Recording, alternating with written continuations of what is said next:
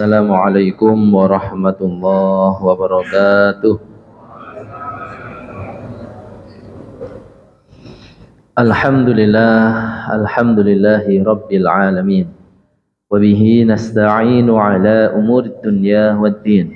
Wassalatu wassalamu ala ashrafil anbiya'i wal mursalin wa ala alihi wa sahbihi ajma'in, amma ba'du. Hadirin hadirat jamaah salat subuh Masjid Al-Ikhlas yang kami hormati dan kami muliakan, khususnya segenap pengurus takmir Masjid Al-Ikhlas yang kami hormati dan kami muliakan. Pertama, kita bersyukur kepada Allah Subhanahu wa taala atas segala nikmat dan karunia-Nya,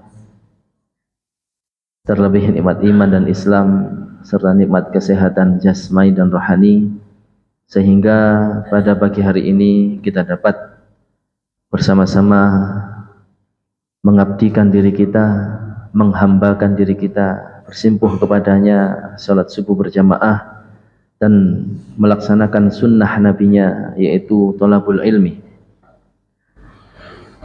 dengan keadaan yang baik, sehat walafiat. Alhamdulillah. Kemudian salawat dan salam kepada Nabi kita Muhammad sallallahu alaihi wasallam. Semoga kita dimudahkan oleh Allah Subhanahu wa taala untuk dapat meneladani suri tauladannya, mengikuti akhlaknya dan sunnah-sunnahnya. Bapak Ibu yang dirahmati Allah Subhanahu wa taala, pagi hari ini insyaallah kita akan melanjutkan pengajian kita kitab Safwatut Tafasir, surat Al-Baqarah ayat 75 yang berbunyi, A'udzu billahi minasy syaithanir rajim. Bismillahirrahmanirrahim. Afatatma'una ay yu'minu lakum wa qad kana fariqum minhum yasma'una kalamallahi thumma yuharrifunahu min ba'di ma aqaluhu wa hum ya'lamun. Niki kita baca satu ayat dulu. Nanti kalau waktunya ternyata singkat, satu ayat ini selesai singkat, insyaallah menuju ayat selanjutnya.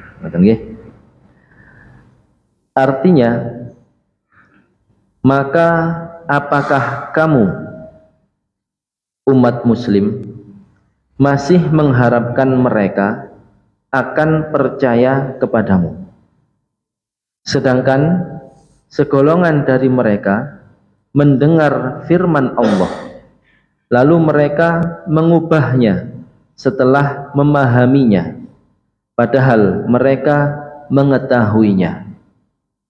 Nah, niki terjemahnya. Tema dari ayat ini Bapak Ibu adalah bagaimana semestinya umat Islam bersikap kepada ahli kitab. Bagaimana semestinya orang Islam bersikap terhadap ahli kitab. Niku garis besarnya di situ. Ayat ini dihadirkan oleh Allah setelah ayat-ayat yang menjelaskan tentang kekerasan hati Bani Israel. Kekerasan hati Bani Israel dan kebiasaan mereka membangkang dan durhaka. Sudah corongoten, sudah tabiatnya. Sebelum ayat tentang kerasnya hati mereka, yaitu ayat-ayat tentang perintah menyembelih sapi betina. Nah, sudah kita bahas secara rinci pertemuan sebelumnya. Lalu dihadirkan ayat ini sebagai nopo? Di sini dikatakan bitai'isil muslimin min imanihim li'annahu futiru 'ala dhalal wa jubilu 'ala al-'inadi wal mukabarah. Ayat ini, afatat ma'un, adakah engkau masih berharap? Niku. Di sini ada semacam pemberitahuan dari Allah Subhanahu wa taala, penegasan kembali kepada umat muslim bahwa memang orang-orang Yahudi, orang-orang Bani Israel Yahudi yang hidup di zaman Nabi tidak jauh beda dengan mbah-mbahe, tidak jauh beda dengan nenek moyang mereka. Yang difirmankan oleh Allah di ayat 74 pertemuan sebelumnya, itu menggambarkan Bani Israel yang keras kepala, keras hatinya. Ditampakkan mukjizat Allah menghidupkan orang yang telah mati dengan dipukulkan sebagian anggota sapi betina yang disembelih, lalu yang dihidupkan ini memberitahu, inilah pembunuhku.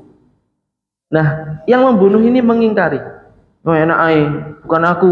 Nah, ini pelajarannya apa? Memang oleh Allah mereka itu saking ainatnya, saking sudah kebiasaan keras kepala, itulah menjadi tabiatnya. Nah, dalam surat Asy-Syams Allah berfirman, wa nafsi wa ma sawwaha, dan demi penciptaan jiwa manusia, dan demi penciptaan jiwa manusia dengan sempurna. Fa'alhamaha fujuraha wa taqwaha, dan Allah memberi kepada mereka petunjuk, fujuraha wa taqwaha, berbuat baik dan berbuat buruk. Nah, dua hal ini dalam tubuh manusia sama-sama ada. Mana yang lebih sering diopeni, mana yang lebih sering dipelihara, itulah yang tumbuh. Kita di dalam diri kita, Bapak Ibu, tidak bisa kita pungkiri, pasti ada potensi berbuat maksiat, ada potensi berbuat taat. Mana yang lebih sering diupayakan dan dilatih dan dibiasakan, itulah menjadi tabiat. Nah, orang-orang Bani Israel ini dikatakan di sini, li'annahum futiru 'ala dhalal wa jubilu 'ala al-'inat wal mukabarah. Mereka itu sudah kadung seperti itu, maka fitrahnya sudah senengani hal-hal yang sesat. Dituduhi yang betul, yang diberitahu yang benar, yang nyata, selalu menolak. Padahal akalnya paham hal itu. Betul. Oke. Afatat ma'un. Maka di sini Allah niku memberi informasi pada umat muslim, wis ancene sudah seperti itu tabiatnya. Jangan buang-buang waktu dan energi untuk mengharapkan mereka mengikuti jalanmu, yaitu Islam. Masih banyak orang lain yang bisa diajak. Niku, nggih. Sebentar, nanti lebih rincinya kita masuk ayatnya. Sekarang kita masuk sababun nuzulnya. Sababun nuzul, sebab diturunkannya ayat ke-75 ini.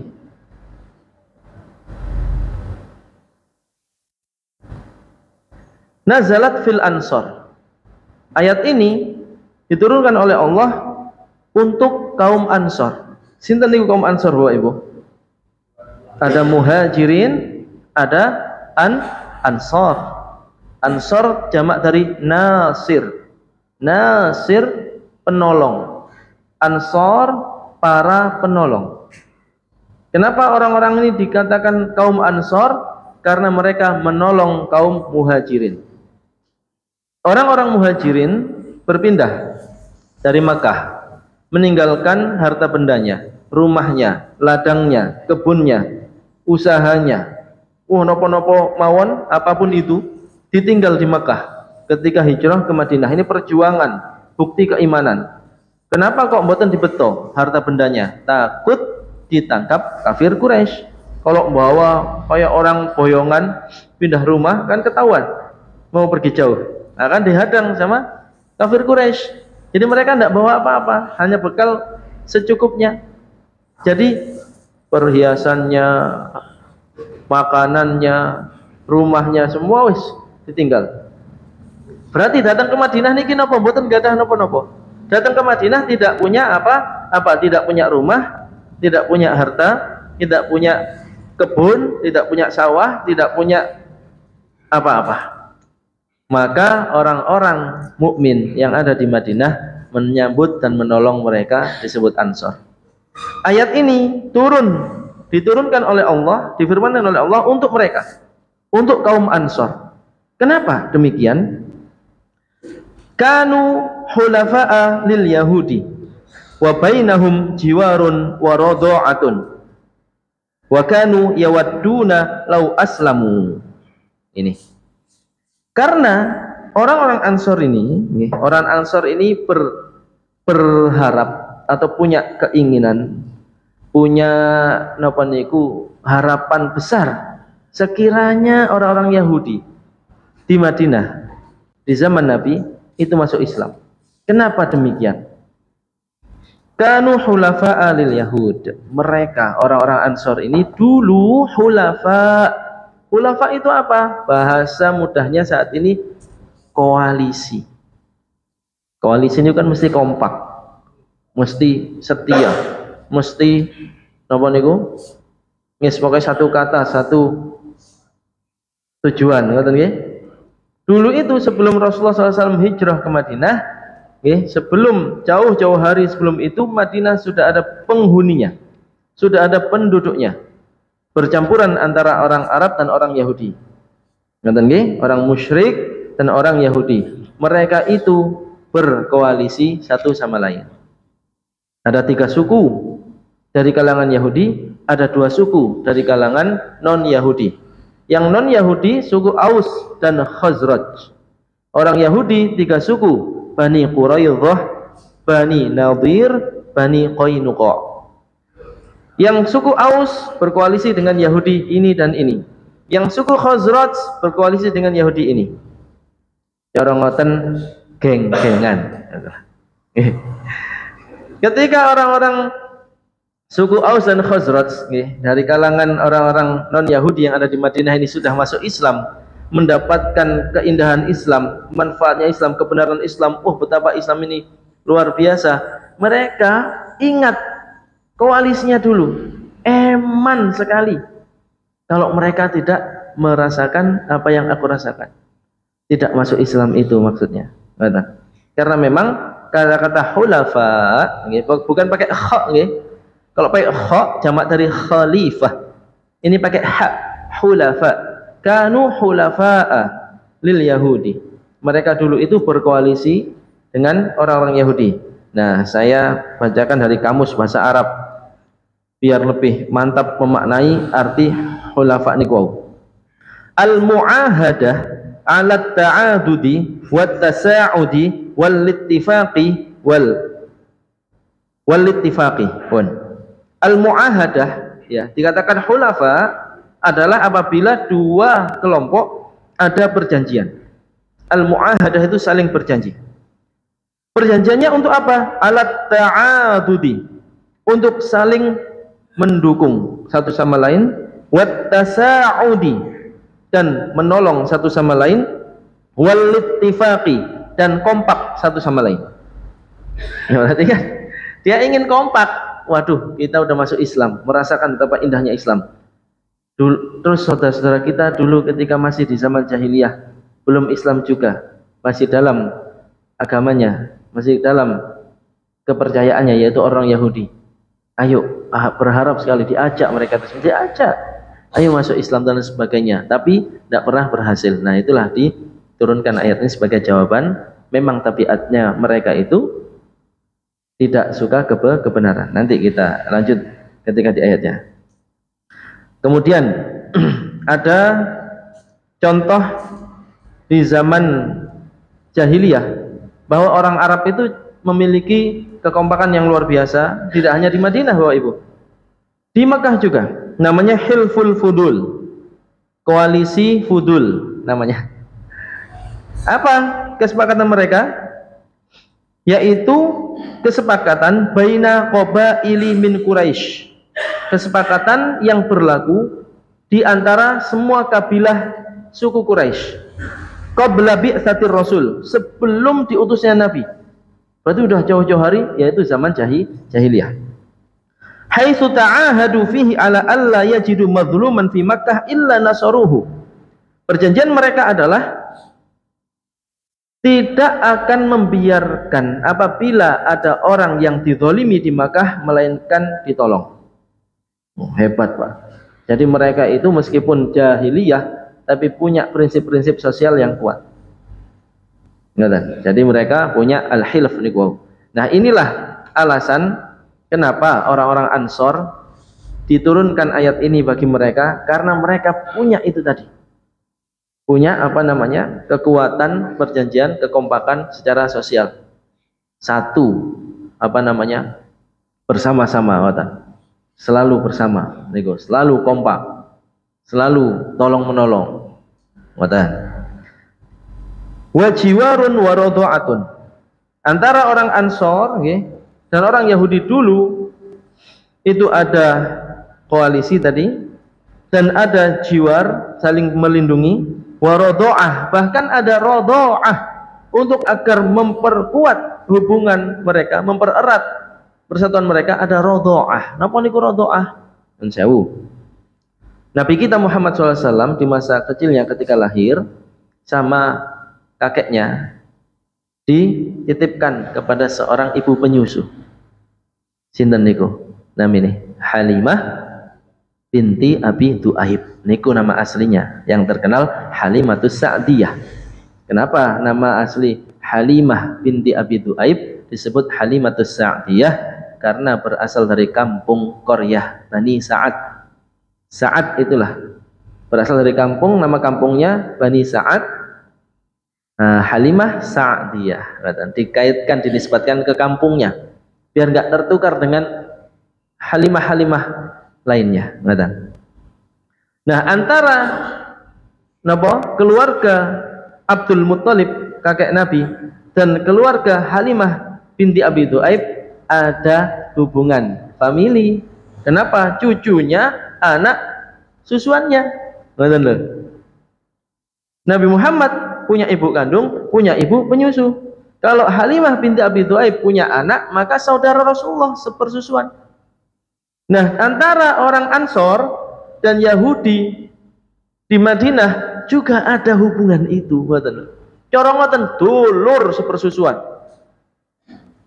Lah kene wis Islam, kono cek durung Islam. Aduh, ayolah. Masuk Islam, ngoten lho. Ini harapan Harapan orang Ansor. Ngoten nggih? Yawadduna lau aslamu. Mereka sangat berharap orang-orang Ansor ini sekiranya orang-orang Yahudi ini mau masuk Islam. Alasannya di situ. Karena ada hubungan famili. Kita sendiri aja. Jangankan famili, tetangga mungkin. Tetangga. Kalau misal kita punya tetangga non Muslim, pasti di dalam hati kita ingin sekali, ya Allah, ya apa ya cara nih ngajak tetangga kita ini masuk Islam. Betul. Apalagi saudara, ngoten. Misal ada di antara kita ternyata nenek moyangnya itu ada yang non Muslim, Nasrani misal. Ternyata bule pakliknya yang jauh itu masih ada yang non Muslim. Saya tanya panjenengan, apakah diri kita biasa saja atau ada dalam hati kita harapan mereka masuk Islam? Ya napa? Ada napa mboten enten? Mesti ada. Jangankan famili, tetangga saja. Kita ingin rasanya orang-orang itu kita ajak, kita berdakwah, kita menyeru, kita mengenalkan Islam agar masuk Islam. Betul. Ya nun sewu, saya sendiri merasakan itu, Pak. Nggih, di Sinoman Gang 3 itu banyak tetangganya RTM Rumah Tauhid Muhammadiyah ini yang Kristen. Itu ya apa ya caranya? Minimal kita berdakwah dengan akhlak kita. Kita menunjukkan syiar Islam dengan pergi ke masjid, berbusana muslim, akhlak kita baik. Kalau ada rezeki kita berbagi, kita beri mereka juga. Kaget loh, dapat juga.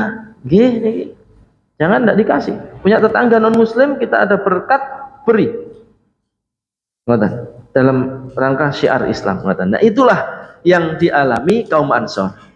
Ketika sudah masuk Islam, kepingin orang Yahudi itu juga masuk Islam. Ditegur sama Allah dengan ayat 75 ini. Kata nggih, afatatma'una ayyuminu lakum. Ini masuk tafsirnya. Yukhatibullahu ta'ala ibadahul mu'minin. Allah menyeru kepada hamba-hambanya yang beriman. Nah, meskipun ayat ini Bapak Ibu, diturunkan khusus untuk orang Ansor, kaum Ansor di zaman Nabi, tapi Al-Quran sifatnya universal. Bisa juga untuk kita. Pelajaran bagi kita bagaimana bersikap sekiranya ngejak uang kok ngeyel angel golek sing liyane sing gampang. Ya, habis-habisin energi, habis-habisin tenaga, habis-habisin waktu, tambah napa eyel-eyelan malah tukaran gitu. Inilah dihindari berdebat urusan-urusan yang khilafiyah niku. Sing bener ngene yo, bener ngene tiba tukaran. Wis saling menghormati mawon. Selama ada dalil dan bisa dipertanggungjawabkan dalilnya itu sudah. Kalau diperdebatkan memperburuk ukhuwah Islamiyah dan itulah yang diinginkan musuh kita. Ngoten nggih? Nah, meskipun ini untuk orang non muslim ini, tapi juga bisa dikaitkan dengan apa namanya? Lebih luas, ngoten nggih? Allah menyeru umatnya, hamba-hambanya yang beriman, fayaqul, seruannya berbunyi, afatatma'una ay yu'minu lakum? Ay atarjuna ya ma'syaral muslimin an yuslimal yahudu wa yadkhulu fi dinikum. Hei orang-orang beriman, apakah kamu berharap orang-orang Yahudi itu masuk Islam? An yuslimal yahud, yuslimanikum masuk Islam, wa yadkhulu fi dinikum, dan mau bersama-sama denganmu dalam agama Islam itu, menjalankan syariatnya, mentauhidkan Allah, bersaksi bahwa Muhammad adalah Rasulullah. Niku ditanya. Nah, pertanyaan yang seperti ini bukan pertanyaan untuk dijawab. Aslinya tidak usah capek-capek berharap. Ada pertanyaan yang maksudnya adalah untuk melarang. Dan sewu misal kita melihat orang mau mengikuti suatu acara itu nggak ada manfaatnya. Terus kita tanya, oh, kau mau ikut acara itu? Iya. Masa sih mau ikut acara kayak gitu? Nah, masa sih mau ikut acara kayak gitu? Itu pertanyaan atau mengandung larangan?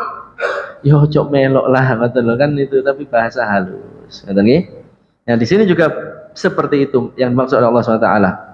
Lalu Allah SWT memberikan alasan, memberikan hujjah, keterangan. Wa qad kana fariqum minhum yasma'una kalamallah thumma yuharrifunahu min ba'di ma aqaluhu wa hum ya'lamun. Yang tadi arti dan terjemah di awal sudah kita tafsirkan di sini. Ai wal hal, padahal bagaimana kamu berharap, masihkah engkau berharap orang Yahudi itu mau masuk Islam dan bersyahadat, sedangkan atau padahal kana ta'ifatun min ahbarihim wa ulamaihim, ada sebagian atau kelompok dari ulama mereka, wa ulamaihim, dan ulama mereka, wa ahbarihim, dan rahib mereka, pendeta mereka, yatsluna kitab Allah, membaca kitab suci Allah. Yang dimaksud adalah Taurat. Wa yasma'unahu bayyinan jaliyan, dan mendengar dengan dengan jelas, tanpa tidak ada yang mamang. Di kitab Taurat itu jelas, banyak yang jelas, dan ulamanya, ahli Tauratnya itu membaca kitab Taurat. Tsumma yuharrifunahu min ba'di ma aqaluhu ay yughayyiruna ayatit Taurah, lalu mereka merubah ayat-ayat Taurat. Ngeten maksudnya Bapak Ibu. Lah kamu berharap orang-orang itu masuk Islam, mereka sendiri saja berani merubah firman Tuhannya, untuk agar dia sengaja biar tidak masuk Islam dan mempengaruhi orang-orang awam. Ketika membacakan Taurat itu sudah dirubah.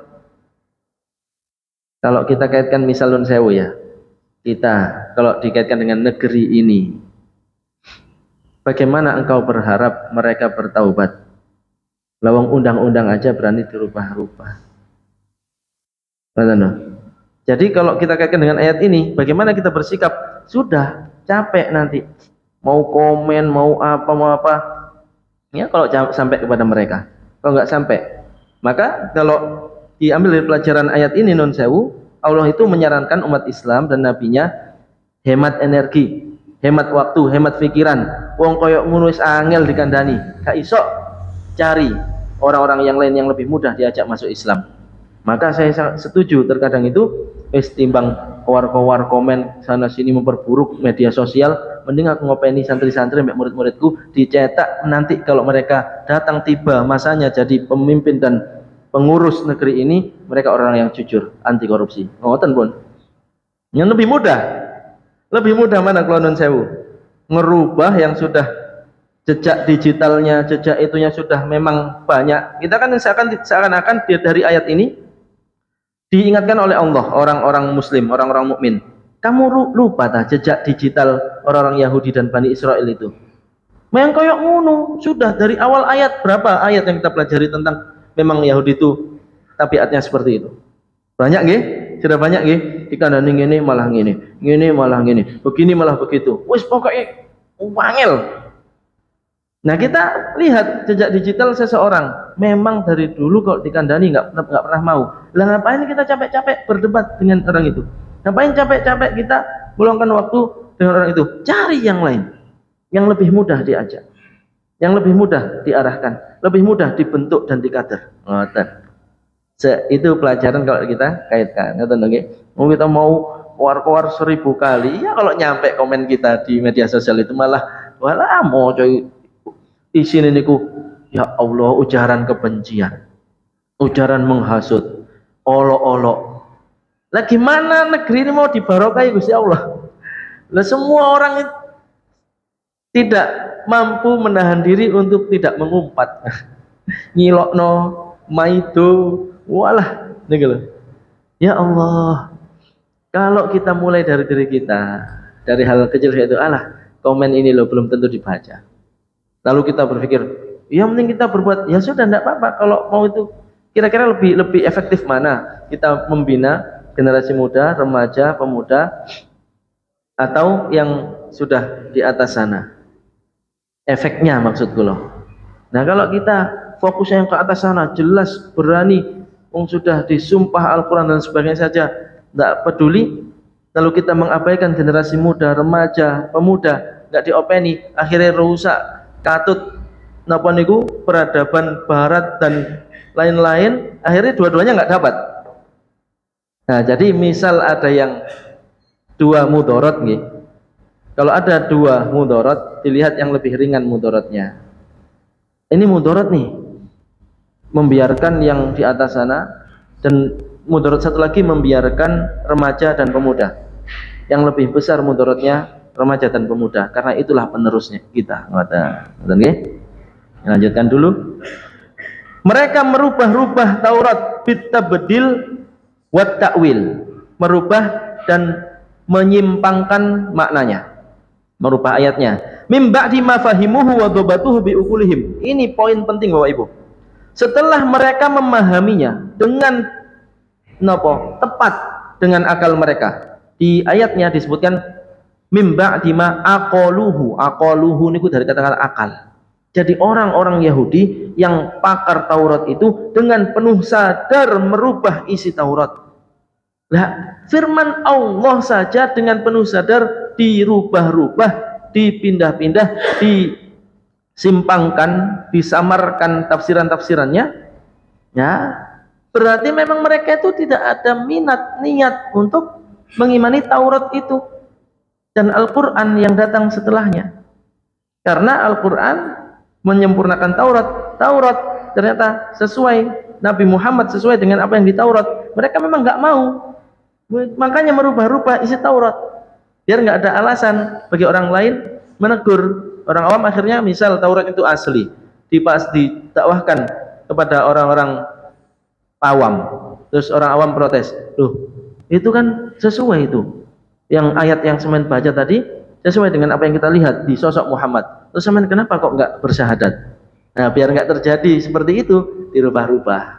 Nah kalau memang modelnya sudah seperti itu, nggak usah capek-capek. Harapanmu meskipun kamu dulu di zaman jahiliyah ada berkoalisi dengan mereka, hubunganmu erat sekali, ada hilf bainakum, ada hubungan yang erat, bahkan saling melindungi, bahkan ada hubungan sepersusuan tadi. Wis ojo membuang-buang sia-sia, jangan membuang sia-sia energi, waktu, pikiranmu untuk mereka yang memang sejatinya tidak mau. Karena terbukti mereka merubah Taurat dengan kesadaran, dengan pemahaman yang jelas. Ngerti nggih? Kemudian wahum ya'lamun. Ay yartakibuna jarimata. Ay annahum ya'lamuna annahum yartakibuna jarimatan. Ay annahum yukhalifunahu ala basiratin la an khata'in aw nisyanin. Ini poin penting sebagai penutup nggih Bapak Ibu. Mereka mengetahui apa? Mengetahui bahwa mereka itu yartakibuna jarimatan, membuat dosa besar ini, melakukan dosa besar ini, ay annahum yukhalifunahu, atau mereka menyelisihi kitab Taurat itu ala basiratin, ala basirah. Basirah itu ketajaman mata batin, dengan penuh kesadaran.